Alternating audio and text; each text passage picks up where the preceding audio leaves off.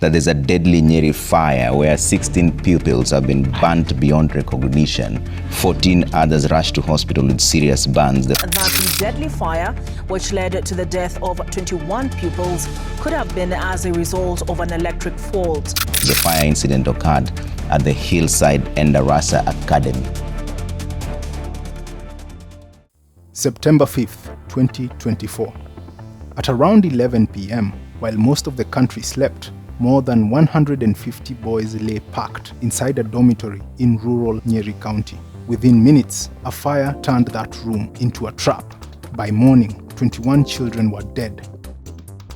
This is the story of the Hillside Endarasha Academy fire, how it unfolded, how people tried to respond, and why, months later, families are still waiting for answers.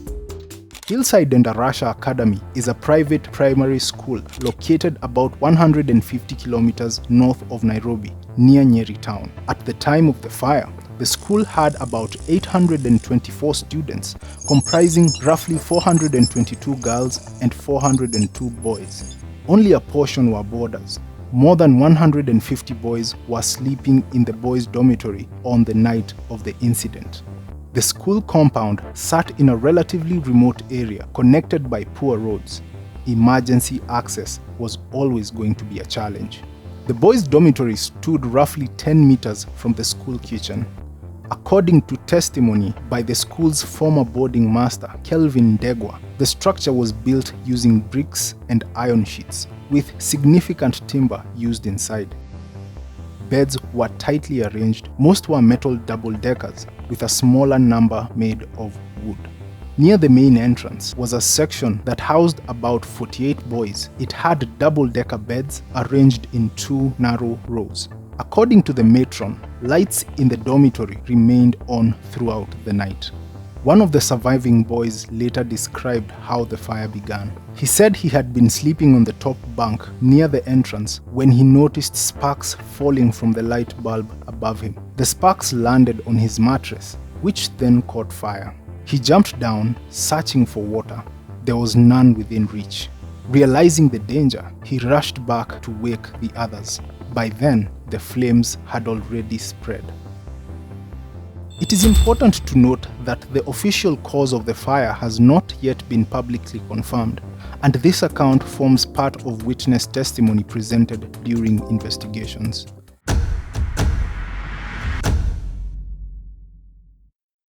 The fire moved quickly. Timber, cardboard, bedding, and closely packed beds created conditions that allowed flames and smoke to spread rapidly. Smoke filled the room, visibility dropped, and then panic set in. Some boys tried to wake others. Some attempted to smother the flames, but none of it worked. As the fire grew, escape became the only option. The dormitory had 3 doors. According to testimony by night guard James Minor, none of the doors were locked at night, though they were shut to prevent animals from entering.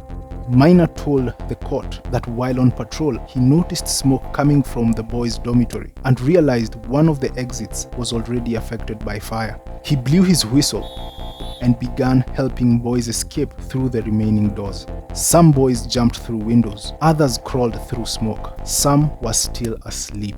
Others screamed for help. Their voices were partly drowned out by noise coming from a nearby church that was holding a night vigil.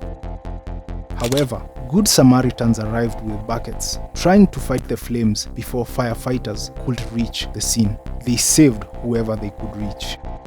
The school matron, Beatrice Nduta, had been sleeping in a cubicle inside the girls' dormitory.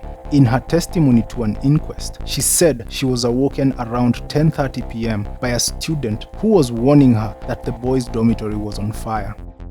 Her first priority was evacuating the girls to the nearby classrooms.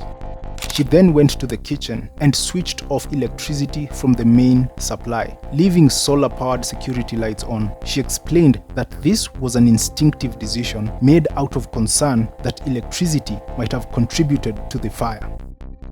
Inside the kitchen, a boiler was running with the next day's githeri, but she stated that it did not pose a danger. By the time she reached the scene, the boys' dormitory was already overwhelmed. firefighters were delayed by poor road conditions, a fact acknowledged by both witnesses and emergency responders. By the time they arrived, most of the rescue work had already been done by guards, teachers, neighbors, and villagers. Some boys were pulled from under beds. Some were unconscious. Others could not immediately be accounted for. Some were already dead.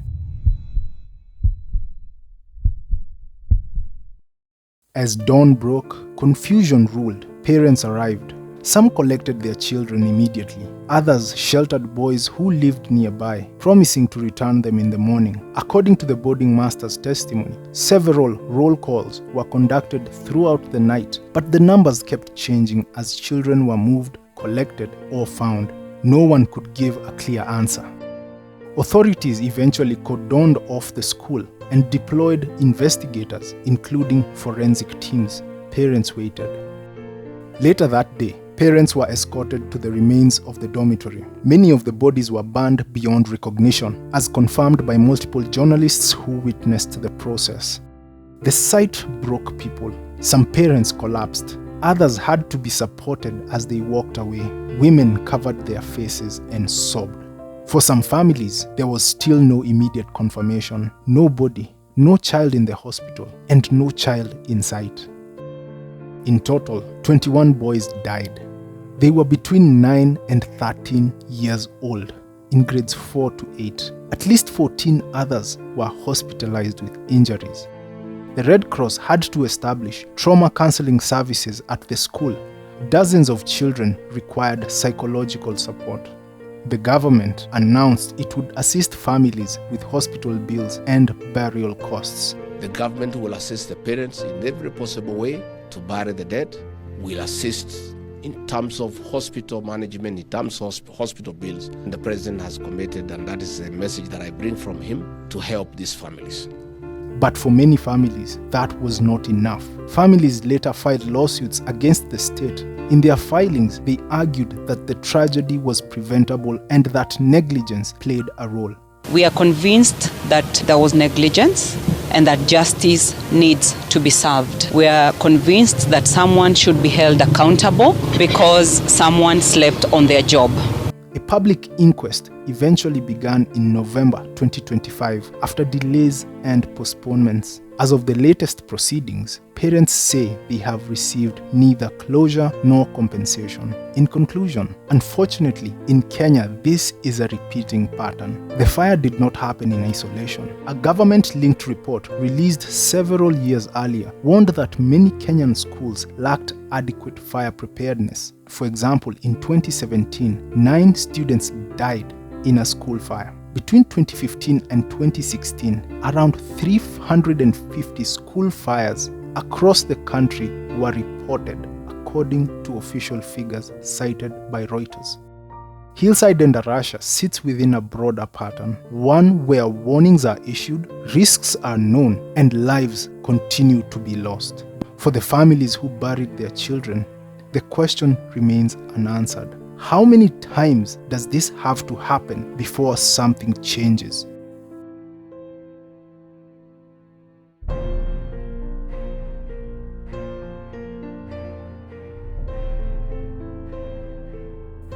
If you want to see more stories like this, please remember to like, share, and subscribe.